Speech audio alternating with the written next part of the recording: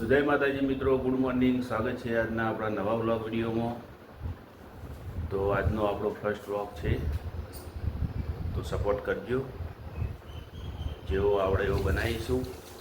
અને વાગવામાં વાગી જશે 8. તો આપણે નહીં ધોઈને તૈયાર થઈ જઈએ ચા નાસ્તો કરી. તો હવે આપણે માતાજીના મંદિરે જઈશું દર્શન કરવા. તો બ્લોગમાં બનાવી રહેજો મિત્રો. જય માતાજી. તો જય માતાજી.